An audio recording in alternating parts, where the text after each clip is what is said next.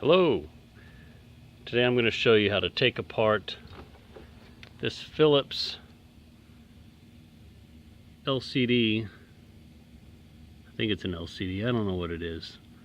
Regardless, the issue here is that the power, when you hit the power button, it can take 5-10 minutes before the thing will turn on. So the issue with this is in the power supply. Typically you have a swollen cap. I'll show you what that looks like. I can't get this thing to focus. It's a cheap phone camera. There we go. So if you have something similar to this model number, this video might just do the trick for you. So first things first, I always like to do my operations on an old couch with these TVs, just because, you know, they give a little bit. It's not going to tear anything up. This is a big old futon. It'll lay down flat. You don't have to worry about scratching up the glass or screens or anything of that nature. So what you've got to do first, take all these screws out all the way around the perimeter. You'll see these screws. I've already taken the screws out for the sake of time. You have screws all the way around the perimeter, and you'll have one here on this audio input jack that I've already taken loose, and you can see it's already fallen in there. Anyway, pretty simple. I use a trusty power drill. I would too if I were you. Save yourself the time and the effort.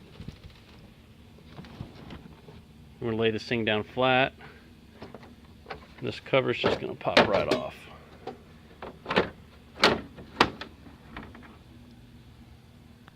There we have the inside of a TV. If you've never seen one before, take a minute to catch your breath, look around, and get familiar with where you're going. So the power supply, obviously, maybe not obviously to you, it's going to be right here where this little C13 connector is.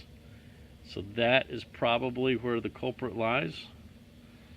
So we got to get in there. We're going to take off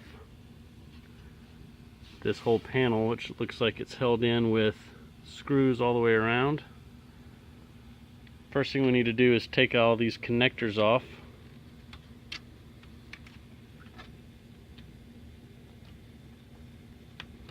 You ought to be able to pull all those out.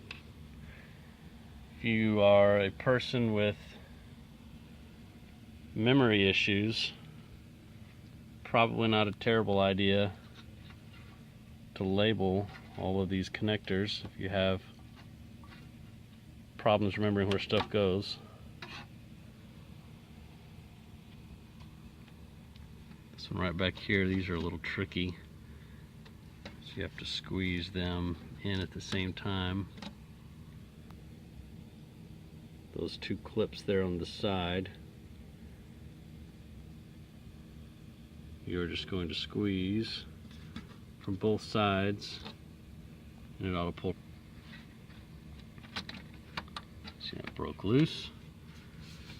And you have an antenna here.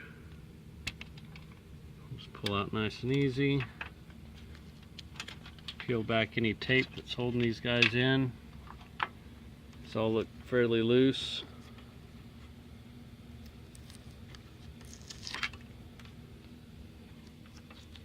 All right. Now you can see this has two brackets here. These look like probably mounting brackets.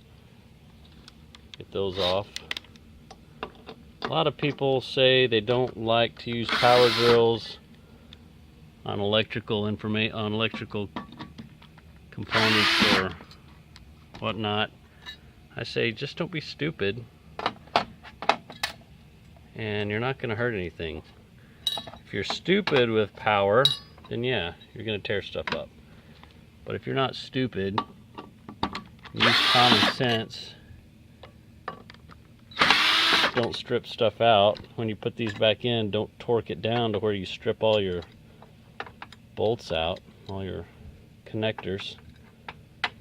You'll be alright.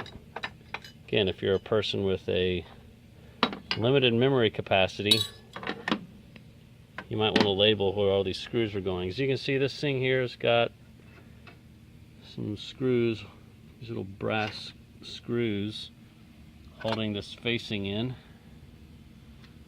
3 on each side. We'll take those out. I'll hit the pause button and I'll be right back. Alright, we've got those screws out. These handy little brackets just are made to hold screws apparently. Now make sure all your connectors are loose, out of the way. You don't have tape holding them in. And this cover, be careful as you lift these up. Make sure nothing is snagging anywhere around it. You can lay that right back here, upside down. And here is your board with your power supply on it. This one appears to have been scorched a bit. We may have more issues than just a swollen cap, but only one way to find out. Let's unscrew.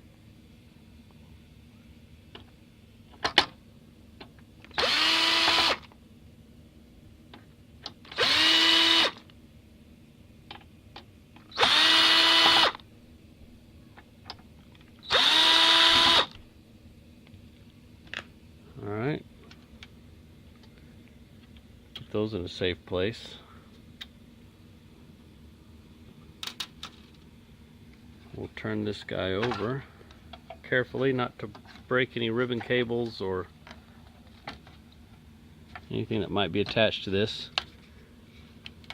And sure enough, we have a swollen cap.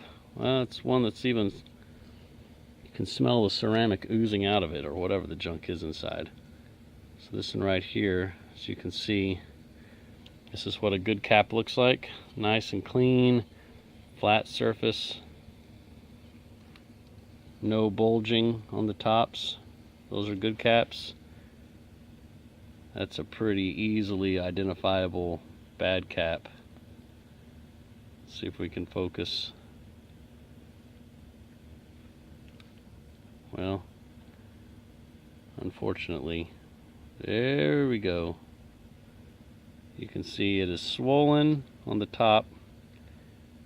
It's bulged, and this is leaking the fluid or whatever the junk is that's inside these things. So what we'll do at this point, you have to take this thing out.